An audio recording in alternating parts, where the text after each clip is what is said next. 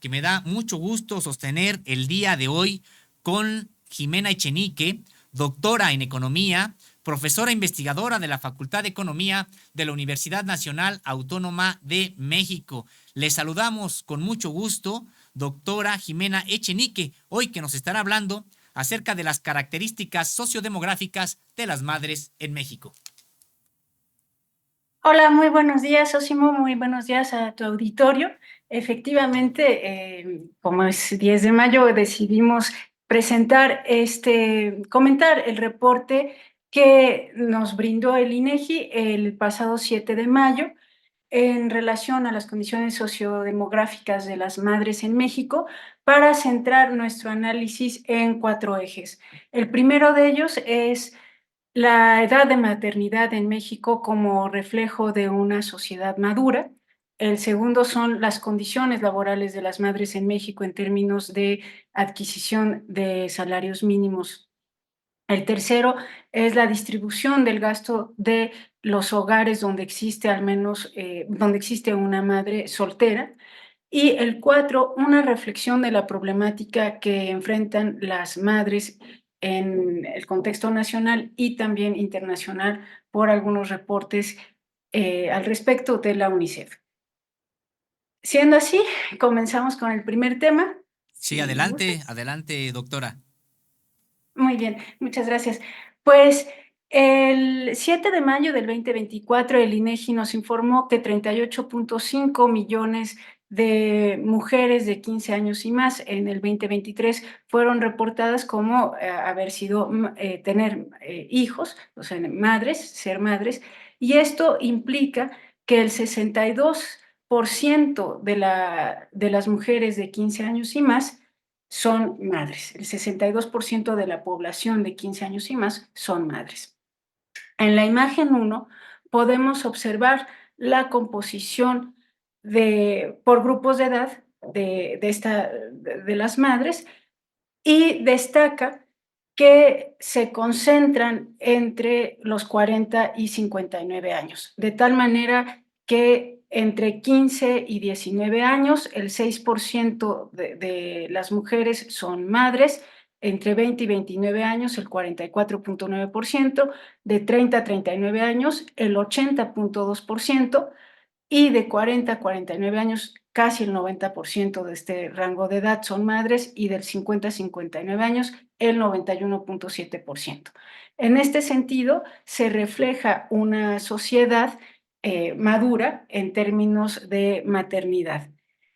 Ahora bien, en la imagen 2 podemos observar la participación económica de este sector de la población de mujeres de 15 años y más que son madres, encontrando que son las mamás entre 30 y 49 años, entre 30 y 49 años, quienes más tienen una tasa de participación económica, es decir, reciben una remuneración o están en busca de recibir esta remuneración.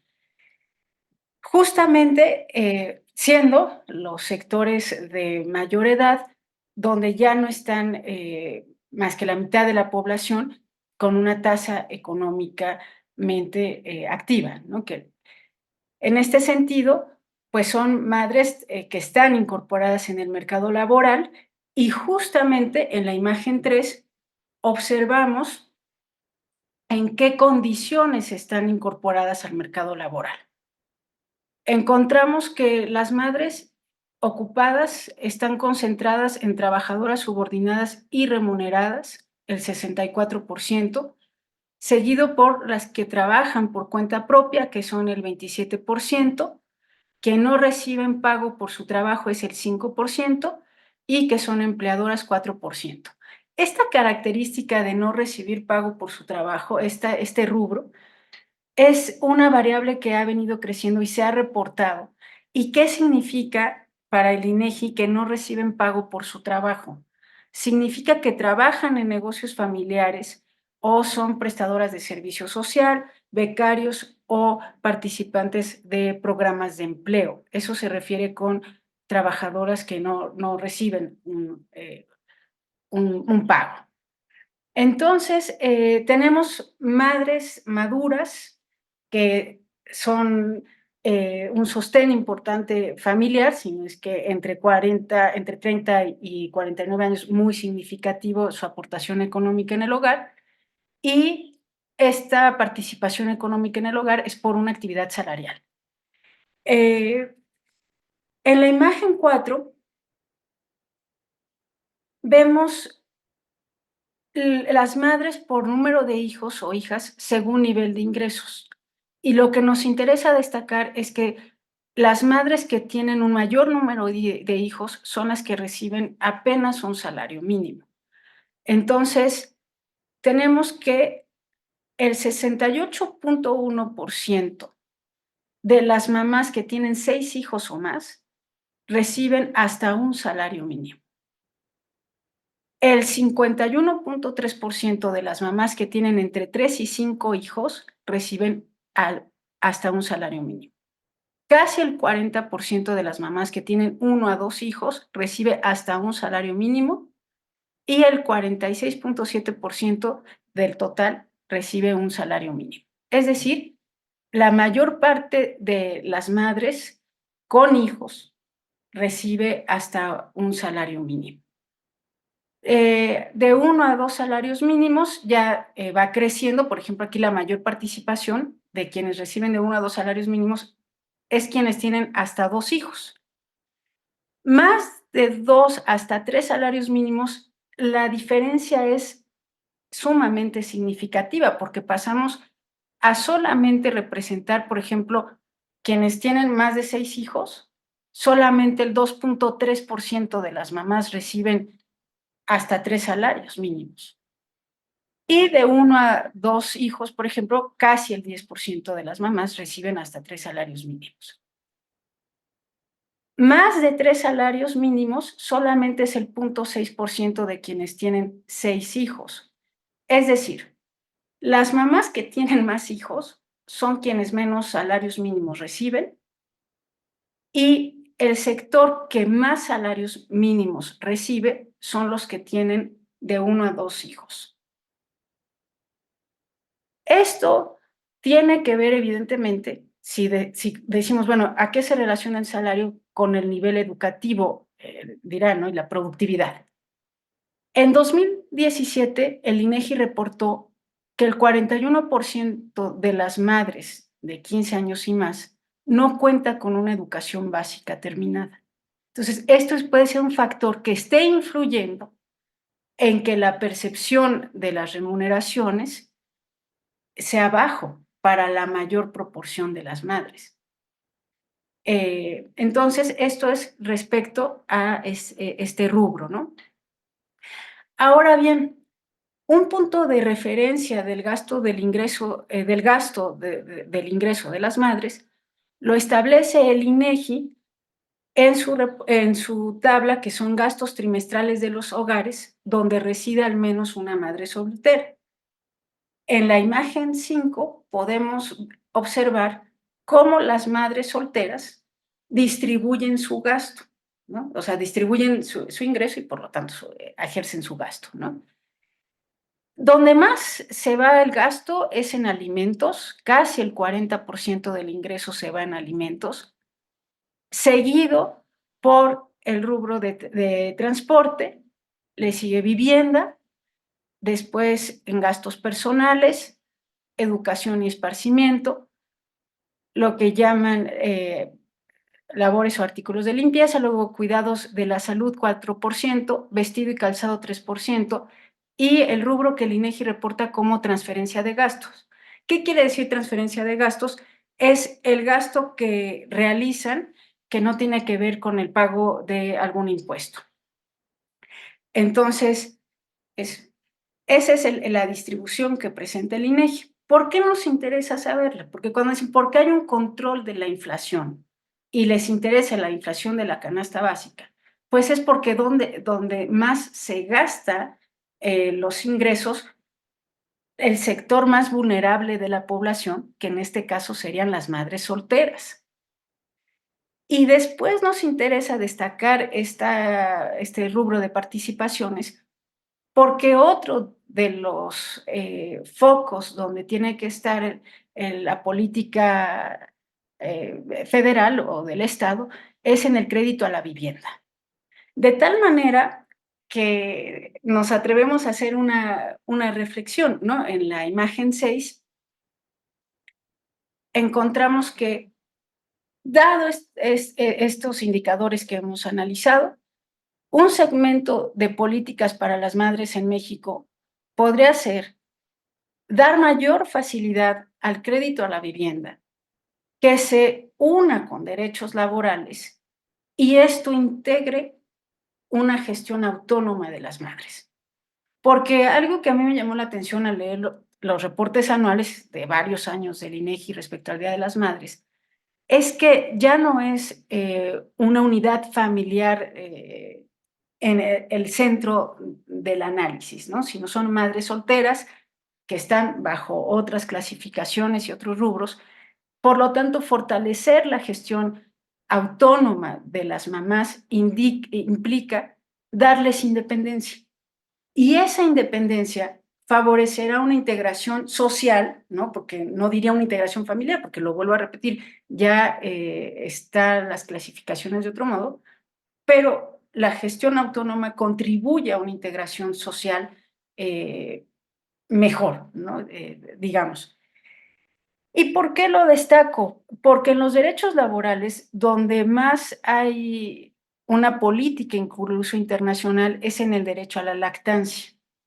Y es donde más me llamó la atención que evidentemente hay una lucha por la remuneración, pero la lucha laboral de las mamás se concentra una parte importante en los derechos de la lactancia.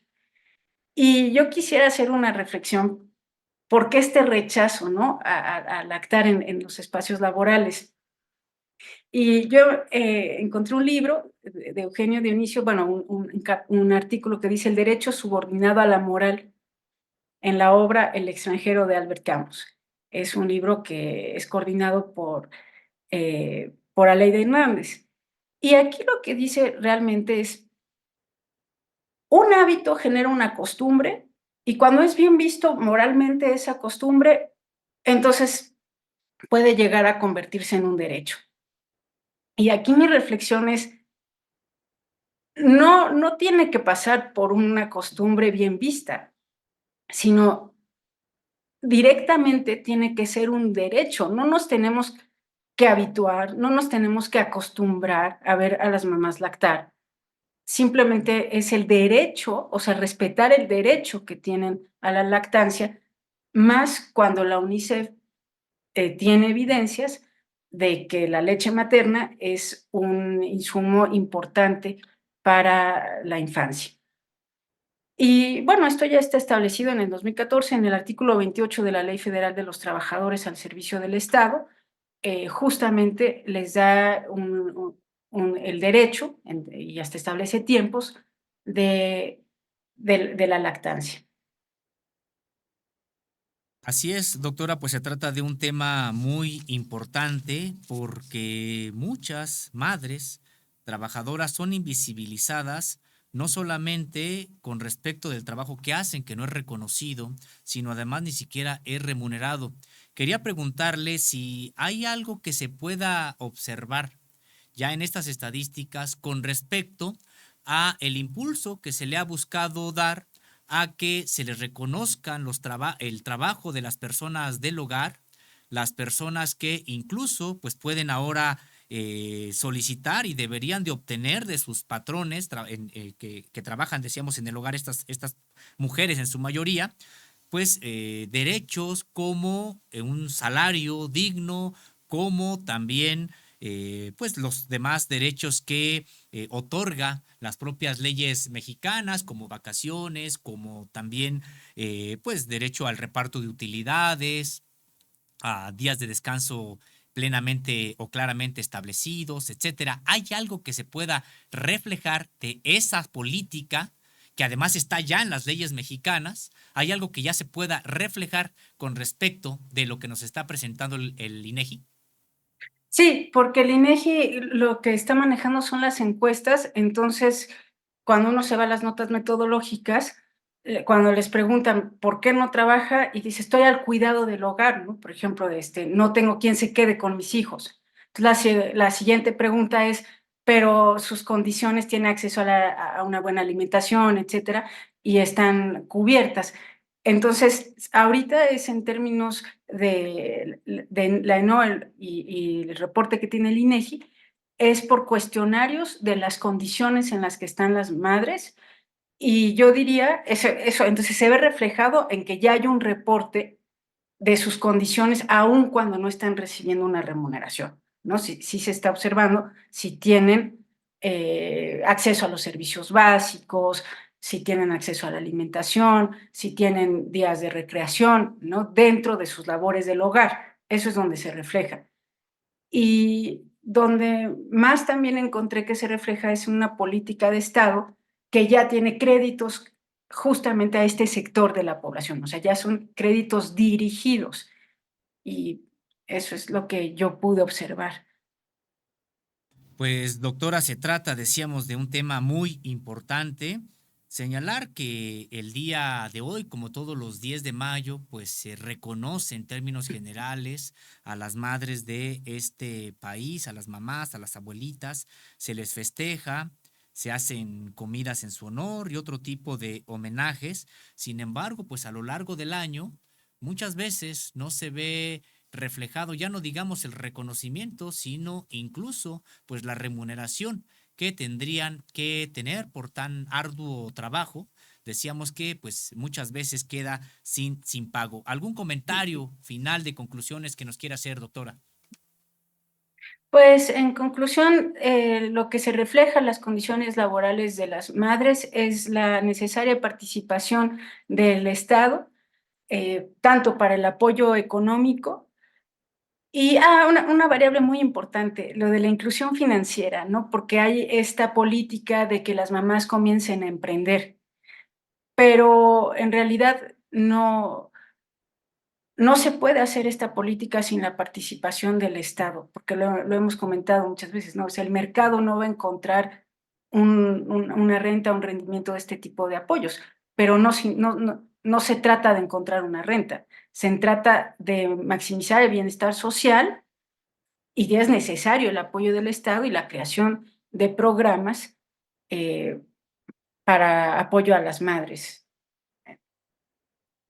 Pues muchas gracias, doctora. Ha sido un gusto platicar con usted. Muchas gracias por esta charla. La esperamos en una nueva entrega de en este espacio. Que tenga pues muy buen fin de semana. Muchas gracias y nos vemos en 15 días. Gracias.